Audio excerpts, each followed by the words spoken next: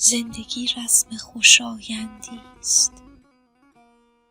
زندگی بال و پری دارد با وسعت مرگ، پرشی دارد اندازه عشق.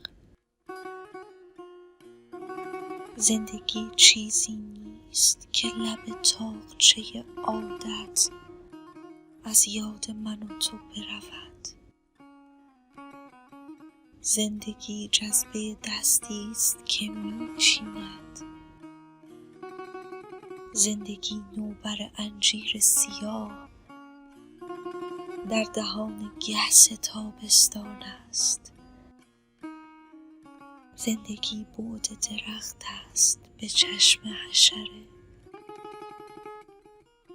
زندگی تجربه شب پره در تاریکی است. زندگی حس غریبی است که یک مرغ مهاجر دارد. زندگی صوت قطاری است که در خواب پلی میپیچد. زندگی دیدن یک باغچه از شیشه مسدود هواپیماست.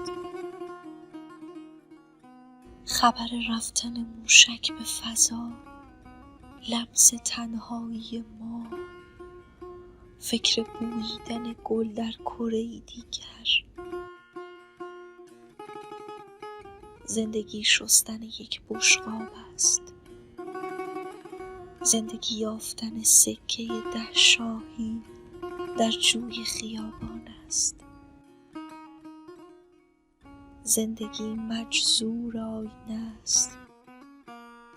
زندگی گل به توان ابدیت. زندگی ضرب زمین در ضربان دل ما. زندگی هندسه ساده و یکسان نفس هاست. زندگی تر شدن پی در پی. زندگی آبتنی کردن در حوضچه اکنون است. رختها را بکنیم، آب در یک قدمی است.